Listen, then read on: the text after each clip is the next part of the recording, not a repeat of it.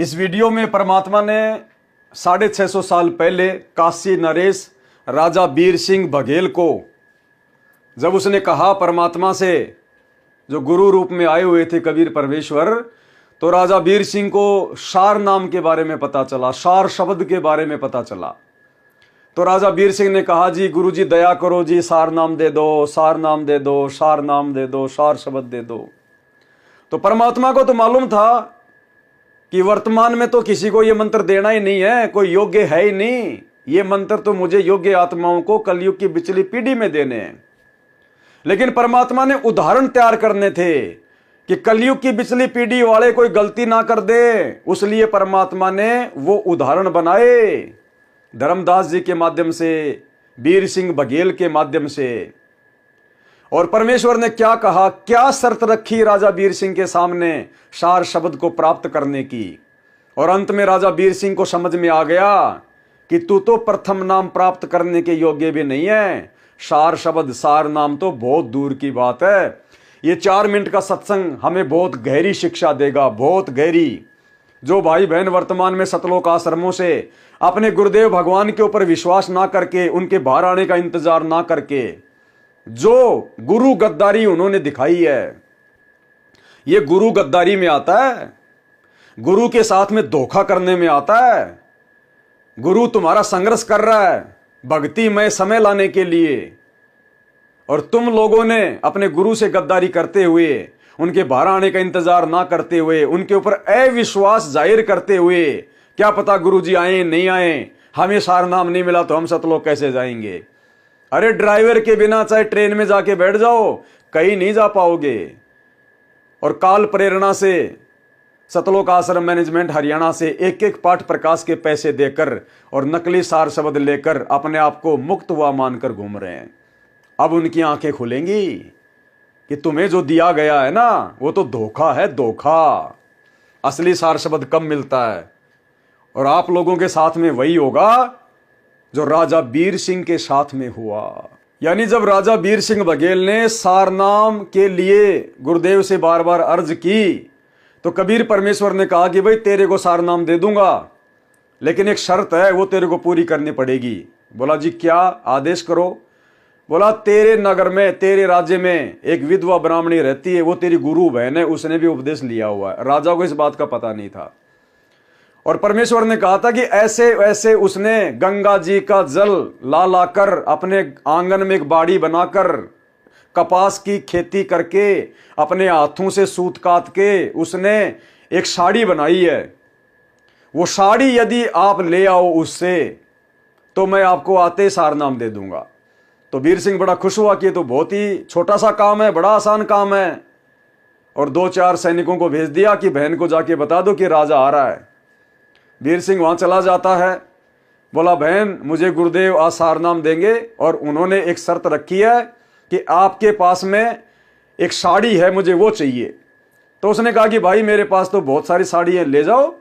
उसने कहा कि बहन जी बहुत सारी नहीं, वो साड़ी चाहिए जो आपने इस प्रकार से गंगा जी से जल लाकर अपने आंगन में जो है वो कपास उगाकर अपने हाथों से जगन्नाथ भगवान के लिए जो साड़ी बनाई है ना, वो मुझे चाहिए।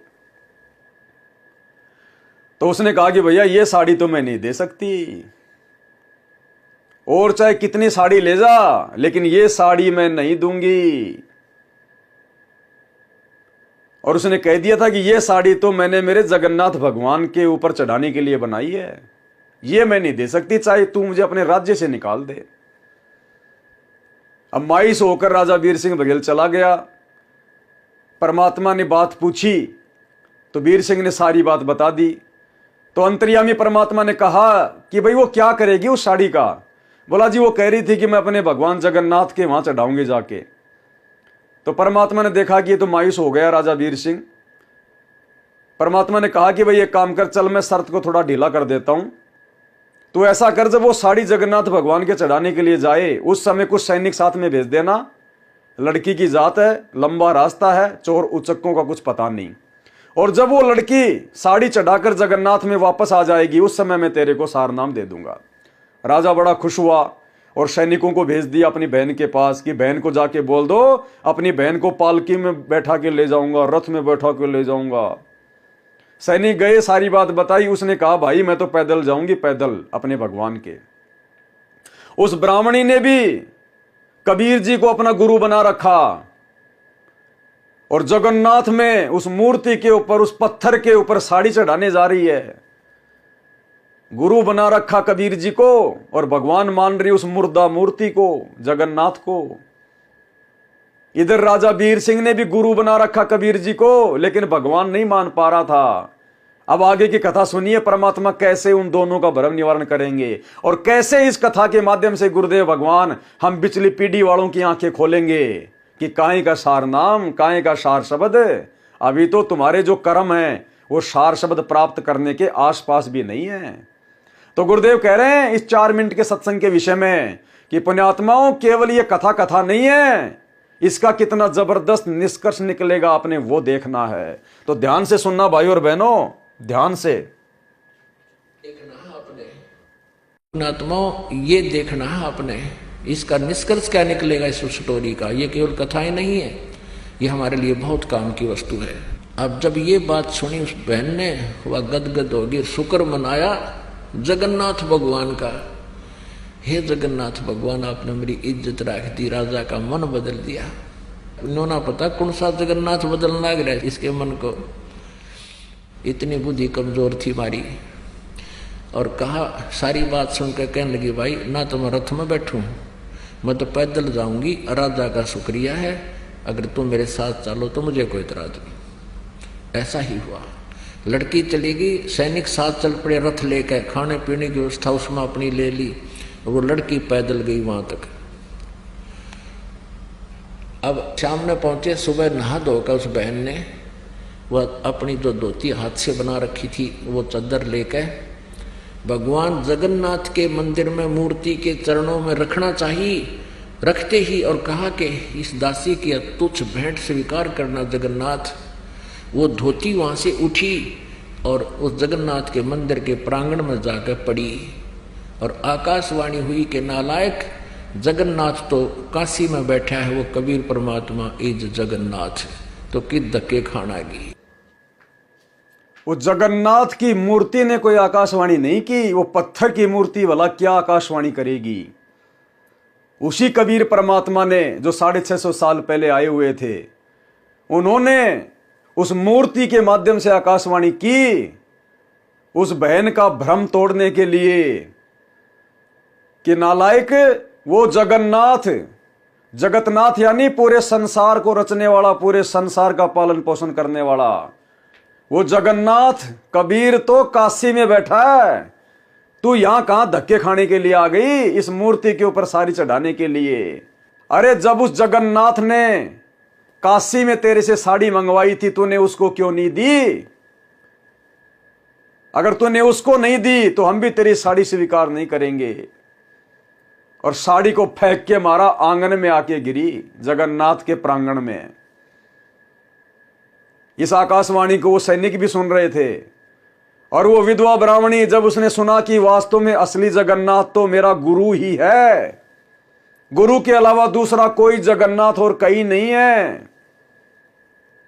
गुरु बड़े हैं गोविंद से, मन में देख विचार, हरि सुमरे सो रह गए गुरु भजे हुए पार। वहीं से रोना शुरू हुई थी और काशी में आके रुकी थी। और आगे क्या हुआ, ध्यान से सुनिए। कि इस दासी की तुच्छ भेंट स्वीकार करना जगन्नाथ। वो धोती वहां से उठी और उस जगन्नाथ के मंदिर के प्रांगण में जाकर पड़ी और आकाशवाणी हुई कि नालायक, जगन्नाथ तो काशी में बैठा है, वो कबीर परमात्मा इज जगन्नाथ। तो किस धक्के खाना गी। कलेजा फट गया उस लड़की का, रोआ बुरी तरह। ओए होए, वो भगवान स्वयं है कबीर जी। वो वहीं से रोने लगी थी। आंखों में इतने आंसू बह गए कि सारे कपड़े भीज गए उस बेटी के कि मैं कितनी नीच हूं, भगवान कहाँ मैं खोजन की तागी। परमात्मा कहते हैं, गुरु मानुष कर जानते ते नर कहिए अंध, महादुखी संसार में आग गई यम के फंद। ठीक इसी प्रकार वर्तमान में वो जगन्नाथ, वो कबीर भगवान तो बैठा हिसार जेल में, और तुम उस दाढ़ी मूछ वाली नकली कबीर की फोटो को जगन्नाथ मानकर उसका प्रकट दिवस मना रहे हो, धक्के खा रहे हो इन आश्रमों में, इन पत्थरों में जा जाके सिर मार रहे हो, जो इनके महीने में आश्रमों में जा जाके ड्रामेबाजी कर रहे हो। अरे जगन्नाथ तो बैठा हिसार जेल में, और पिछले वीडियो में आपको दिखा दिया गुरुदेव का हिसार जेल से आया हुआ लेटर, जिसमें गुरुदेव ने 2018 में कह दिया था कबीर प्रकट दिवस से पहले कि मत मनाना, कबीर जी तो मेरे साथ हिसार जेल नंबर 2 में बैठे हैं। उसके बाद भी तुम लोगों ने 2028 में रोहतक के पशु मेला ग्राउंड में कबीर प्रकट दिवस मनाया, और इतना भयंकर तूफान आया, इतनी भयंकर बारिश आई, सब कुछ अस्त व्यस्त हो गया। अरे ये गलती तो 650 साल पहले की थी उस विधवा ब्राह्मणी ने, और वो सत्संग सुनने के बाद भी, क्या गुरुदेव ने आपको सत्संग नहीं सुनाए? हजारों बार गुरुदेव ने सत्संग में इस घटना का जिक्र किया है। क्यों सुनाते हैं? मनोरंजन के लिए, हमारी आंखें खोलने के लिए। फिर भी तुम्हारी आंखें नहीं खुल रही कि वास्तव में जगन्नाथ कौन है।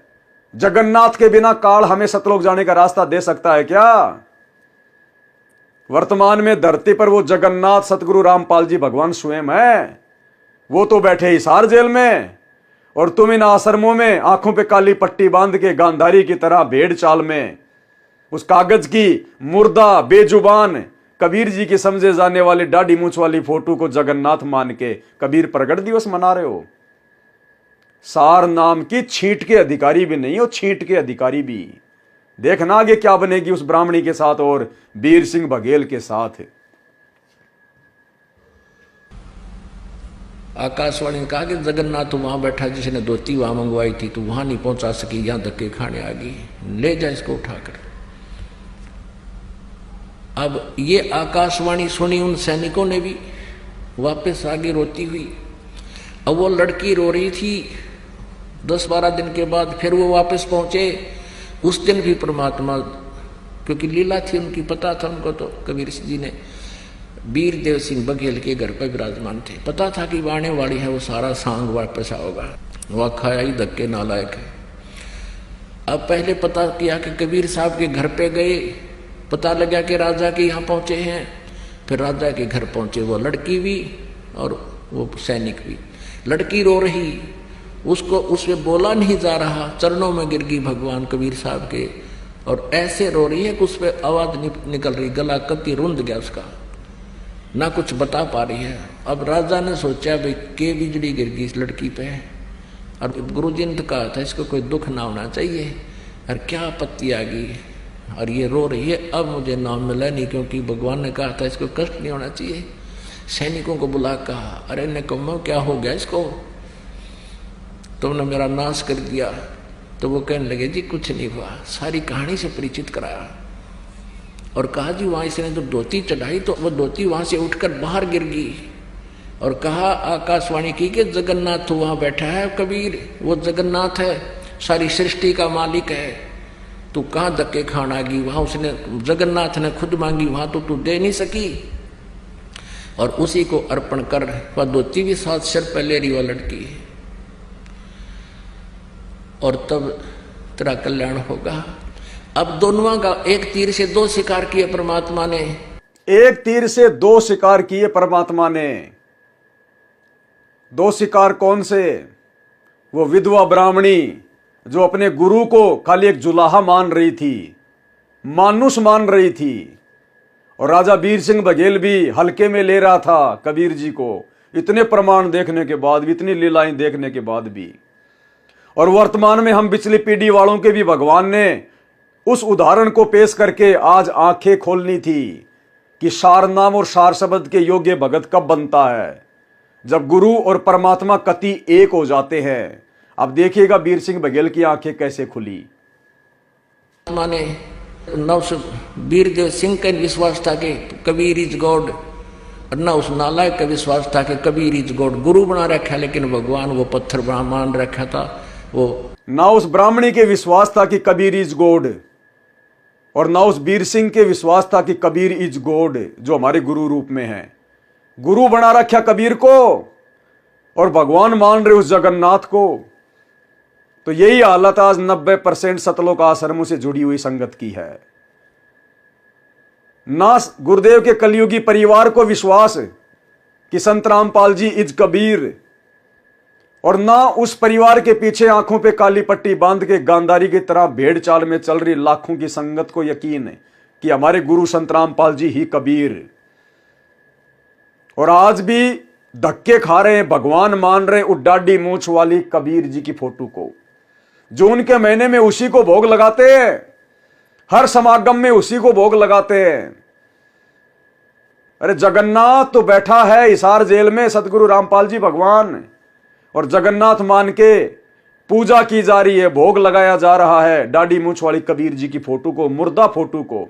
वो ब्राह्मणी भी तो उस मुर्दा पत्थर के ऊपर ही साड़ी चढ़ाने गई थी अपने जिंदा गुरु को छोड़कर, और तुम भी वही कर रहे हो, अपने जिंदा गुरु का प्रकट दिवस ना मनाकर, और जो उनके महीने में वो मुर्दा कबीर का, उस मूर्ति का, उस फोटो का, बेजान बेजुबान मुर्दा, उस कागज के टुकड़े का, कबीर जी की समझे जाने वाली उस काल्पनिक फोटो का तुम कबीर प्रकट दिवस मना रहे हो।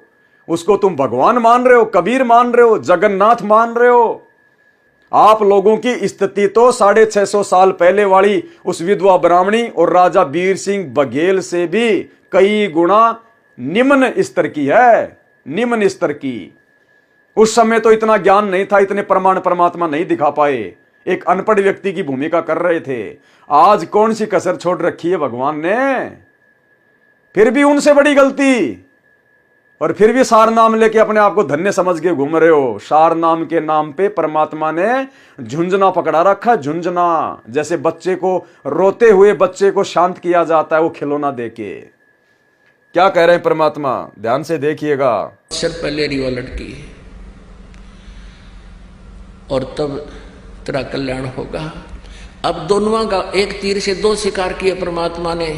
वीरदेव सिंह का विश्वास था कि कबीर इज गॉड, और न उस नालायक का विश्वास था कि कबीर इज गॉड। गुरु बना रखा, लेकिन भगवान वो पत्थर मान रखा था वो जगन्नाथ का। गुरु बना रखा, लेकिन भगवान वो पत्थर मान रखा था वो जगन्नाथ का। गुरु बना रखा, लेकिन भगवान वो पत्थर मान रखा था वो जगन्नाथ का। गुरु बना रखा, लेकिन भगवान वो पत्थर मान रखा था वो जगन्नाथ का। अब दोनों का हृदय साफ हुआ, परमात्मा के चरणों में गिर गए। परमात्मा ने कहा प्रथम नाम दोबारा लो, द्वितीय दोबारा लो, फिर भक्ति करो, जब सार नाम दूंगा। बोलो सतगुरुदेव। क्या कहा परमात्मा ने कि प्रथम नाम फिर से लो और फिर से भक्ति शुरू करो, तब आगे जाके सार नाम मिलेगा। उनको दोबारा से प्रथम नाम दिया, वो तो सार शब्द के चक्कर में थे। दोबारा से उनको प्रथम नाम दिया गया कि नालायको, जब तक अपने गुरु को ही भगवान मान के भक्ति नहीं करोगे तब तक तो तुम्हारी भक्ति शुरू भी नहीं होती। कहां सार नाम, सार शब्द लेने की सोच रहे हो। दोबारा से प्रथम नाम लो। उनको दोबारा से प्रथम नाम दिया। यह उदाहरण क्यों पेश किया? आज आप और हमारे लिए। और आज जो संगत अपने आप को सार शब्द लेके धन्य मान रही है कि हमने तो धनाना आश्रम से सार शब्द ले लिया, हमने तो संत रामपाल जी से बरवाड़ा आश्रम में, हमने तो करोथा में ही सार नाम ले लिया, कुछ नहीं मिला। झुंझुना पकड़ा रखा परमात्मा ने, नकली बंदूक, केवल रिहर्सल चल रही है। गुरु मानुष कर जानते ते नर कहिए अंध, ओए दुखी संसार में आ गए यम के फंदे। सभी संगत वालों के साथ में जो इन आश्रमों से जुड़े हुए हैं, जिन्होंने सार नाम ले लिया, सार शब्द ले लिया, इन सबको दोबारा से गुरुदेव भगवान के हिसार जेल से बाहर आने के बाद प्रथम नाम से भक्ति शुरू करनी पड़ेगी। दोबारा प्रथम नाम से। ये सत्संग प्रत्यक्ष उदाहरण है, प्रत्यक्ष उदाहरण है। क्या कह रहे हैं परमात्मा? जगन्नाथ का गुरु बना रखा, लेकिन भगवान वो पत्थर मान रखा था वो जगन्नाथ का। गुरु बना रखा, लेकिन भगवान वो पत्थर मान रखा था वो जगन्नाथ का। अब दोनों का हृदय साफ हुआ, परमात्मा के चरणों में गिर गए। परमात्मा ने कहा प्रथम नाम दोबारा लो, द्वितीय दोबारा लो, फिर भक्ति करो, जब सार नाम दूंगा। बोलो सतगुरुदेव।